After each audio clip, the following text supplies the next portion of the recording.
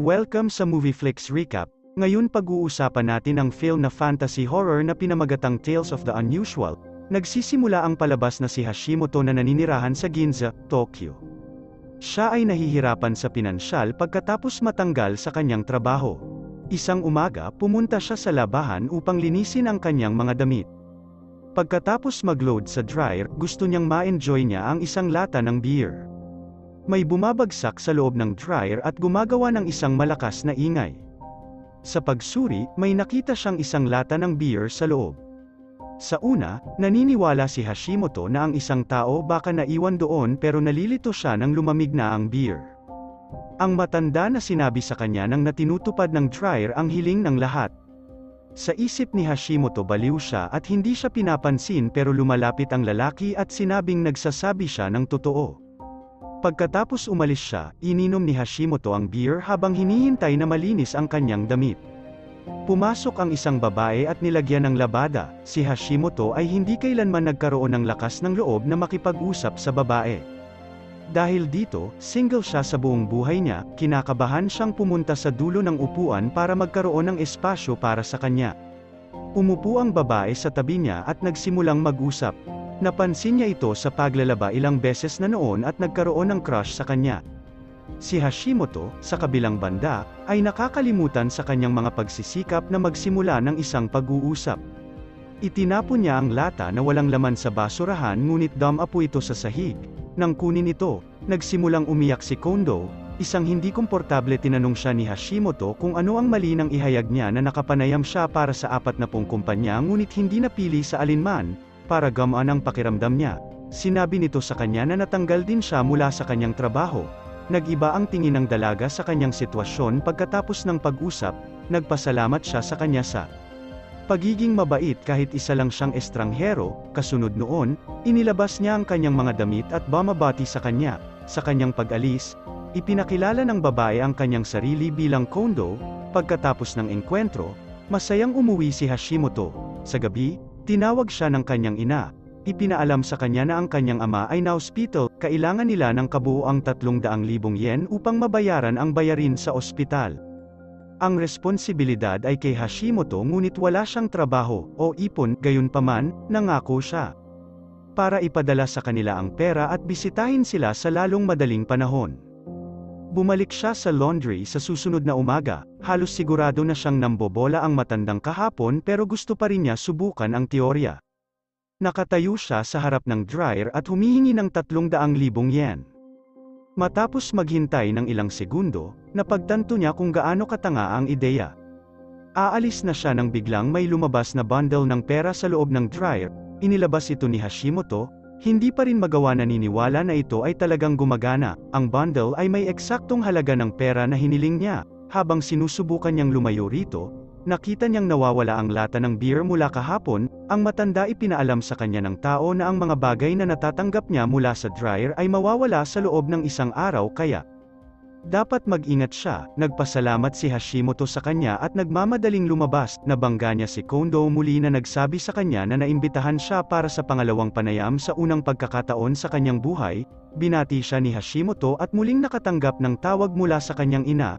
Naririnig siya ni Kondo na nagsasalita at nalaman ang tungkol sa kanyang ama na may sakit. Pagkatapos makipag-usap saglit, umalis si Hashimoto upang mabilis na magpadala ang pera bago ito mawala. Kasunod nito, bumalik siya sa labahan na naman. Plano niyang gamitin ito para masolusyonan ang lahat ng problema niya sa buhay. Kaya naman, sa pagkakataong ito, humihingi siya ng magandang suit na masusuot niya para sa mga job interview. Pupunta siya sa interview para sa ilang kumpanya sa buong araw. Gayunpaman, pag-uwi niya, nakatanggap siya ng mga sulat mula sa mga kumpanya na nagpapalam sa kanya na hindi siya napili sa alinman. Nawawala rin ang suit sa harap ng kanyang mga mata.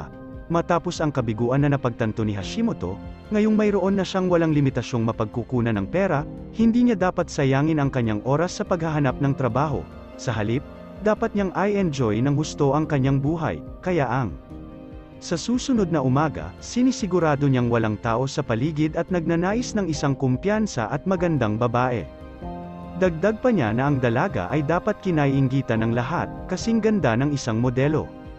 Lumabas ang babae sa dryer, naglakad siya palapit at hiniling na pumunta siya sa kanyang bahay. Ang babae, gayunpaman, ay sinampal siya sa mukha dahil sa pagiging matapang sa unang petsa. Paglabas ng lugar habang si Hashimoto ay naiwang nakatulala. Matapos matuto sa kanyang pagkakamali, humingi siya ng sweet at masikasong girlfriend na maganda at mahal na mahal siya. Isang magandang babae kasama ang nasabing katangian ay lumabas sa dryer. Tuwang-tuwang sumang-ayon ang babae na makipag-date sa kanya, labis ang kanyang kaginhawahan. Kinukuha niya ang kanyang pamimili at ginagamit ang pera mula sa dryer para ibili sa kanya ang lahat ng bagay gusto.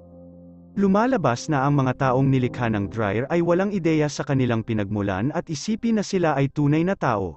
Sa pagtatapos ng araw, ibinalik siya ni Hashimoto sa kanyang bahay, kahit noon pa. Natatakot siyang mapalapit sa kanya kaya nagkasundo silang mag-usap buong gabi. Sa pagtingin sa palad ni Hashimoto, ang babae ay nagsabi na ang kanyang buhay ay napakaikli, siya ay nabigla. Sa pamamagitan ng komento ngunit nagpa siya na huwag pansinin ito. Sa umaga, sa wakas ay nakakaipon siya ng sapat na lakas ng loob para ikas siya, ngunit siya ay naglaho ng gabing iyon. Ang tanging natitira ay ang damit at alahas na binili niya para sa kanya. Naramdaman ni Hashimoto ang koneksyon sa dalaga pero hindi siya nalulungkot sa pagkawala ngayon na makakakuha siya ng maraming kasintahan hanggat gusto niya. Simula sa araw na iyon, pumupunta siya sa labahan tuwing umaga at magkakaroon ng bagong kasintahan, bawat isa na may ibang personalidad. Dinadala niya sila sa mga mamahaling petsa at binibili ng mga mamahaling alahas gamit ang pera mula sa dryer. Siya ay nabubuhay ng buo sa kanyang bagong nahanap na mapagkukunan. Isang araw, nakikipag-date siya sa isa sa mga ganoong kasintahan nang makita siya ni Kondo. Nagseselos siya at mausisa na sinusundan sila sa isang tindahan ng alahas. Nang makitang binibili ni Hashimoto ang babae ng mahal singsing, galit na galit siya. Naguguluhan din siya kung paano siya nakakuha ng napakaraming pera sa loob lamang ng ilang araw. Nang magpunta muli si Hashimoto sa labahan ng gabing iyon, tumakbo siya kay Kondo. Siya ay nagtatanong sa kanya tungkol sa ang pera na sinasabi niyang nanalo siya sa loto. Nalaman din niya na nasa isang casual na relasyon ito kasama ang babaeng nakita niya kanina. Si Kondo ay nagsimulang maniwala na ang babae ay spoiled sa kanya at ay ginagamit siya para sa kanyang pera, hindi na si Hashimoto ang lalaking nagustuhan niya. Tinatanggal niya ang kanyang mga alalahanin at lumakad palayo na may dalang isa pang bundle ng pera. Pagkatapos ng engkwentro, nakipag-date siya sa isang mamahaling restaurant at dinadala ang kanyang bagong kasintahan sa bubong. Binigyan din siya nito ng singsing at sasabihin sa kanya na mahal niya ito. Nawala siya pagkaraan ng ilang minuto na naiwan lamang ang singsing. Gaya ng dati, pinapanatili ni Hashimoto ang singsing sa kanya at nagpapatuloy tungkol sa kanyang araw. Dahil humihingi siya ng mga inosenteng babae hanggang ngayon, nagpa siya siyang magpapalit at humingi ng isang taong mapang-akit. Isang babae ang lumabas sa dryer, na nagpakaba sa kanya, habang naglalandian sila. Dumating doon si Kondo at nag-espya sa kanila. Nakita niyang binibigyan siya nito ng ilang singsing na nakolekta niya sa ngayon. Nakatanggap siya ng tawag mula sa kanyang ina at hiniling sa kanya na tumahimik ng ilang segundo. Kailangan niyang lumabas ng silid. Sinasamantala ni Kondo ang pagkakataon na makausap ang dalaga at magtanong sa kanya kung ano ang ginawa ni Hashimoto. Tinawanan siya ng babae at hiniling na umalis. Isang galit na Kondo ang sumusubok na agawin ang kanyang mga singsing. Samantala, nakikipag-usap si Hashimoto sa kanyang ina na nagsasabi sa kanya na maaaring kailanganin ng kanyang ama ang operasyon. Higit sa pera, kailangan siya ng mga magulang para bisitahin sila ngunit siya ay masyadong abala sa kanyang mga kasintahan upang alagaan. Pagkatapos ng tawag, lumapit ang matanda kay Hashimoto, na nagsasabi na nakalimutan niyang sabihin sa kanya ang isang mahalagang bagay tungkol sa dryer. Ang sabi niya, mawawala din ang taong lalabas sa dryer sa isang araw. Tinatawanan siya ni Hashimoto, na sinasabing alam na niya yon. Sa loob, patuloy na nakikipagbuno ang mga babae kunin ang mga singsing. Sa huli, umalis ang bagong babae na iniisip na niloloko siya ni Hashimoto. Bumalik siya upang makita si Kondo na umiiyak at umaasa na siya ay magiging lalaking una niyang nakilala ilang araw kanina.